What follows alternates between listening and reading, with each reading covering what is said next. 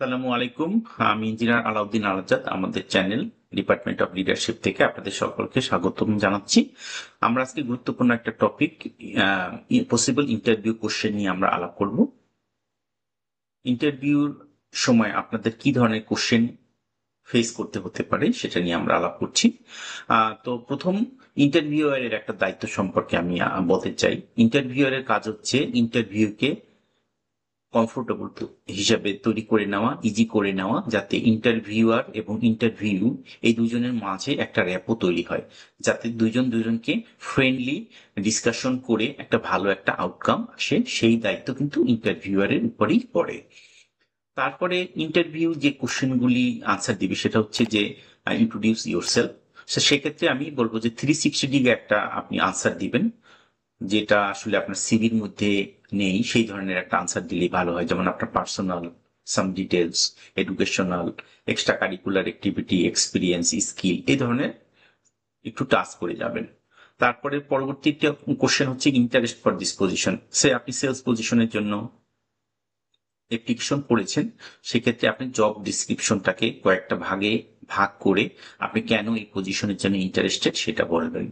তারপরে যদি আপনি বলেন যে আপনার স্ট্রেংথ কি ফর দিস পজিশন, সেক্ষেত্রে আপনি বলতে পারেন যে sir, as per the job description আমি কমিউনিকেশনে ভালো, আমি মানুষকে মোটিভেট করতে ভালোবাসি, মানুষের সাথে কথা বলতে ভালোবাসি, মানুষকে উইন করতে ভালোবাসি। That's why this cells position is this is the my strength for this cells position. তারপরে হয়তো আপনাকে জিজ্ঞেস করতে পারে যে আপনার সবচেয়ে বড় উইকনেস কি। সেক্ষেত্রে আপনাকে একটু টেকনিক্যালি আনসার দিতে হবে। এমন একটা আনসার আপনাকে দিতে হবে যে আনসারটা আসলে সেলস পজিশনের সাথে কোনো কনফ্লিক্ট তৈরি করে না, এবং ওই সেলস পজিশনের সাথে ওই আনসারটা হার্মফুল হয় না।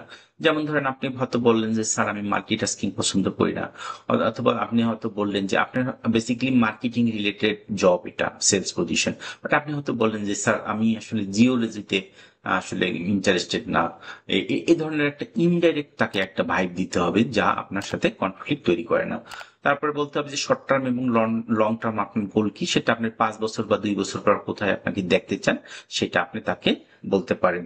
তারপরে আপনি বলবেন যে ইমিডিয়েট কি অ্যাকশন হবে। তো এটা বলবেন যে স্যার আমি জব ডেসক্রিপশন অনুযায়ী, আমি কোম্পানির এসওপি এবং সিস্টেম অনুযায়ী আমি নেক্সট কি করব সেটা আমি ডিসিশন নিব। তারপরে আপনি ডাইভার্স গ্রুপকে কিভাবে মেনটেন করবেন সেটা বলবেন, স্যার আমি একটিভ লিসেনিং আমার করতে হবে, তাদেরকে রেসপেক্ট করতে হবে, তাদের প্রতি এমপ্যাথি শো করতে হবে, তাহলে আমি ডাইভার্স টিমকে ম্যানেজ করতে পারবো। তারপরে হচ্ছে যে কিভাবে আপনি কনফ্লিক্ট রেজলিউশন করবেন বা ডিফিকাল্ট বসকে ম্যানেজ করবেন। সেক্ষেত্রে লাদে নামে একটা কফি ব্র্যান্ডের একটা থিওরি আছে, listen, acknowledge, take action, thanks and explain. সে আপনার একটা হয়তো বা কফি শপে এসে বললো যে আপনার কফিটা ভালো হয়নি, তখন আপনি তাদেরকে লিসেন করলেন, অ্যাকনলেজ স্বীকার করলেন, প্রাপ্তি স্বীকার, দেন তাদের একটা নতুন কফি অফার করলেন, দ্যাট মিনস টেক অ্যাকশন, দেন তাদেরকে বললেন জাস্ট থ্যাঙ্কস, তার এক্সপ্লেন করলেন। এভাবে কিন্তু আপনি একজন ডিফিকাল্ট কাস্টমার বা ডিফিকাল্ট বসকে ম্যানেজ করতে পারেন। ইমিডিয়েট কোনো রিয়াকশন বা রেসপন্স করা যাবে না। আপনাকে তারপরে বলতে পারে যে বস যদি কোনো কোম্পানির পলিসির বাইরে কোনো কাজ করতে বলে বা কাউকে কিছু দিতে বলে, সেক্ষেত্রে কি করবেন। সেক্ষেত্রে আপনি বসের সাথে 1 to 1 কথা বলে নেবেন।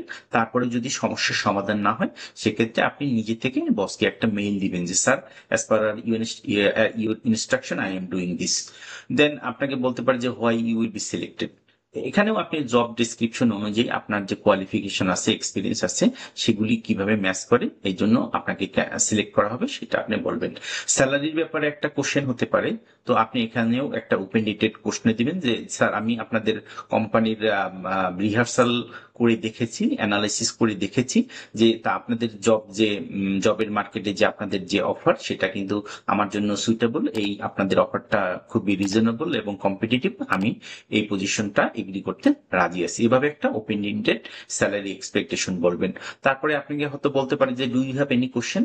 অবশ্যই তাকে একটা কোশ্চেন করবেন যে স্যার আপনাদের পজিশনের ফিউচার কি, এই ধরনের তাকে একটা কোশ্চেন করতে পারেন। এবং ইন্টারভিউ থেকে বের হয়ে যাওয়ার আগে অবশ্যই তাকে একটা থ্যাংক ইউ বলে বের হবেন। তো আশা করি আপনাদের এই টিপসগুলি ভালো লাগবে এবং কাজে দিবে।